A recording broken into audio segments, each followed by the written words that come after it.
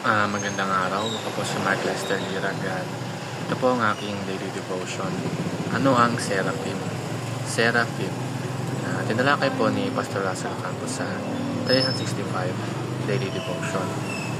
Bible verse ngayong araw ay galing sa Isaiah chapter 6 verse 1 to 3. Sabi po ay, In the year that King Uzziah died, I saw the Lord high and exalted, seated on a throne, and the train of his robe filled the temple. Above him were seraphim, each with six wings. With two wings they covered their faces, with two they covered their feet, and with two they were flying, and they were calling to one another, Holy, holy, holy is the Lord Almighty. The whole earth is full of His glory.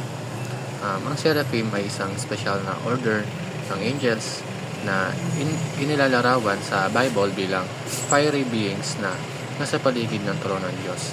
Ang ibig sabihin ng salitang seraphim ay burning ones, sumisimbolo ng kanilang kalinisan at matinding passion para sa kaluwalhatian ng Diyos.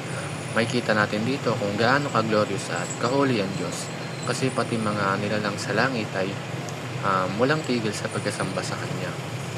At ang first teaching is, seraphim are mighty beings devoted to God. Hindi sila ordinaryong beings.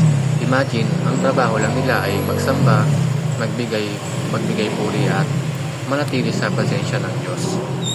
Napakalakas nila, pero ang lakas at kapangyarihan na iyon ay ginagamit nila hindi para sa sarili nila, kundi para i-exalt ang Panginoon. Tayo rin bilang mananampalataya, dapat tayo ay maging devoted sa Panginoon. Hindi man tayo kasi makapangyarihan ng seraphim, pero sa ating simpleng pamumuhay, pwede natin ipakita ang total devotion natin sa Kanya. At ang second is, seraphim reflect the glory of God. Nakikita natin na sila ay puno ng liwanag at apoy. Sumasalamin sila sa kaluwalhatian ng Diyos na kanilang sinasamba. Ibig sabihin, kung gaano kalapit ang isang nilalang sa Diyos, ganoon din siya nagniningning. Kaya mga kapatid, kung tayo ay laging lumalapit sa Panginoon, kung lagi tayo nananalangin at nagbabasa ng Kanyang salita, mas makikita sa ating buhay ang Kanyang glory.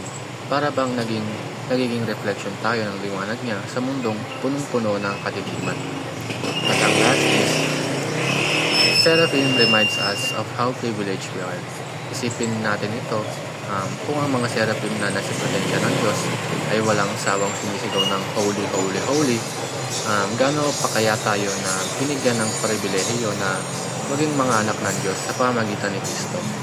Hindi tayo anghel, hindi tayo perfect, pero binigyan tayo ng Diyos ng access sa Kanyang presensya sa pamamagitan ng panalangin at relasyon kay Jesus.